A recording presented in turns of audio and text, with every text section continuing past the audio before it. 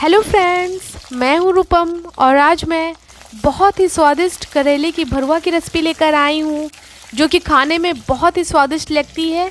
एक बार इस तरीके से आप करेले की भरवा बना के देखिए, यकीन मानिए बच्चे भी उंगलियाँ चाट चाट कर खाएंगे। बनाना बहुत ही आसान है, बहुत ही सिंपल तरीके से हमने इसे बनाया है। तो चलिए बनाना स्टार्ट करते हैं। तो करेले का भरवा बनाने के लिए हमने यहाँ पर सारी लंबे वाली करेला ले ली है और थोड़ी मोटी साइज़ की हमें लेनी है। इसे हम 3 हिस्सों में कट करेंगे। तो हमने करेले को अच्छे से धो लिया है और इसके ऊपर और नीचे वाले डंठल को हमें हटा लेना है। ध्यान रखें, जब कभी भी आप करेले के भरवा बनाएं तो हमेशा मोटी वाली करेला का ही यूज़ कीजिए। इससे जो आपका भरवा है वो बहुत ही अच्छी बनेगी और देखने में सुंदर लगेगी। तो यहाँ पर देखिए हमने 3 हिस्सों में अच्छे से इसे कट कर ली है। अगर आपकी करेला थोड़ी छोटी हो तो आप इसे सिर्फ 2 हिस्सों में ही कट कर सकते हैं। तो इस तरीके से हमें थोड़े से ऊपर वाले और नीचे वाले के डंठल को हमें हटा देना है और 3 हिस्सों में हमने इसे अच्छे से कट कर ली है। तो यहाँ पर देखिए हमने सारे करेले को अच्छे से कट कर ली है। अब हम इसे एक बर्तन में रख के सबसे पहले हम करेले को उबालेंगे। उबालने से क्या होता है कि इसकी जो करवाहट है वो बहुत ही कम हो जाती है और ये खाने में थोड़ी भी कड़वी नहीं लगेगी। इसमें हमने 2 ग्लास के लगभग पानी डाल लिया है। पानी हमें इतना डालना है जितने में करेला जो है वो अच्छे से उबल जाए। तो इसके करवाहट को कम करने के लिए हम यहाँ पर नमक भी रखेंगे। तो छोटी चम्मच से हमने यहाँ पर 1 चम्मच नमक रखी है। नमक डाल के उबालने से करेले का जो भी करवाहट है वो इसके पानी में आ जाती है। और जब तक करेला हमारी उबलती है तब तक हम मसाले की तैयारी कर लेते हैं। तो यहाँ पर हमने 6 से 7 प्याज और 5 से 6 सूखी लाल मिर्च को हमने पीस ली है। ध्यान रखिए हमने यहाँ पर अदरक लहसुन को नहीं पीसा है।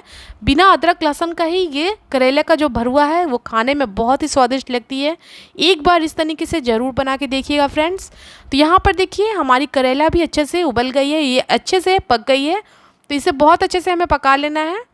तो इस तरीके से हमने इसे चम्मच से बहुत ही सावधानी से निकाल लेना है। करेले को निकालने के क्रम में थोड़ा ध्यान रखना है कि ये टूटे नहीं और बहुत ही सावधानी से इसे हमें निकालना है। और इसके पानी को फेंके नहीं, इसमें बहुत सारे विटामिन होते हैं। अगर आपके घर में कोई शुगर पेशेंट हो तो वो इस पानी को पी सकते हैं। तो यहाँ पर देखिए हमने सारे करेले को अच्छे से ठंडा कर लिया है और इसके बीज के हिस्से को हमें निकाल लेना है। तो चाकू की सहायता से हमने इसके बीज के हिस्से को हमने निकाल लिया है। बहुत आसानी से ही इसके बीज जो है वो निकल जाते हैं।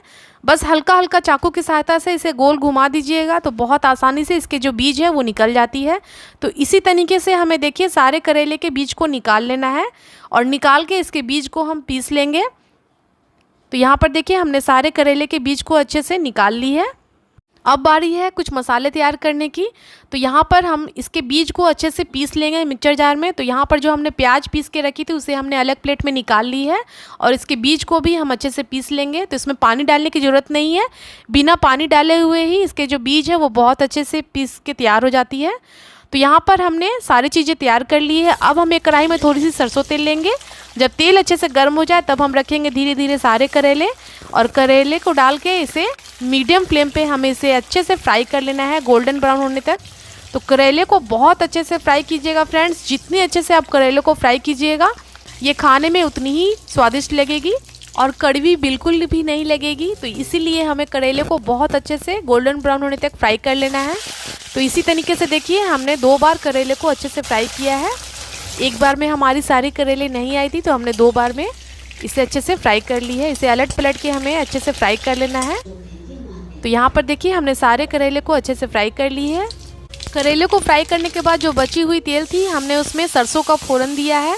तो आधी छोटी चम्मच हमने पीली वाली सरसों रखी थी और जो पिसी हुई करेले की बीज और जो प्याज हमने पीस के रखी थी वो हम डाल देंगे।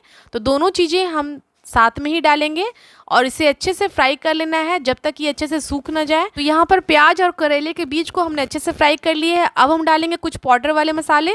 तो 2 चम्मच हमने यहाँ पर पीली सरसों का पाउडर ली है, 1 चम्मच जीरा और काली मिर्च का पाउडर, 1 चम्मच धनिया पाउडर, 1 चम्मच गरम मसाला पाउडर और 1 चम्मच हल्दी पाउडर। तो सारे पाउडर को हमने इस मसाले में रख देना है और लो फ्लेम पे हमें इस मसाले को भी भून लेना है। तो मसालों को भूनने के क्रम में हम डालेंगे थोड़ा सा नमक और 1 चम्मच आम का पेस्ट। आम के पेस्ट आप ज़रूर डालें खटाई के लिए। अगर ये ना हो तो आप इसके जगह आम का अचार भी डाल सकते हैं या फिर आमचूर पाउडर।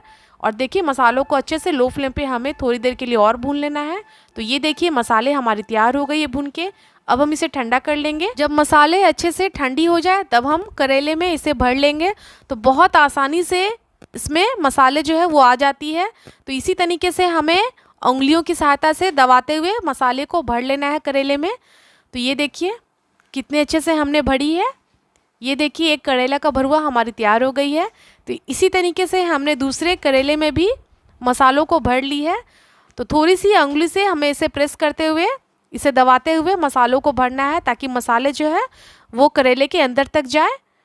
तो यहाँ पर देखिए दोनों करेले में हमने भर ली है, और ये जो करेला है इसके दोनों हिस्से खुली हुई है, तो इसमें हम दोनों तरफ से मसालों को भरेंगे। तो ये देखिए एक साइड से हमने मसालों को भर लिया है, और इसी तरीके से हम दूसरे साइड में भी भर लेंगे। तो इसी तरीके से हमें सारे करेले में मसालों को भर लेना है।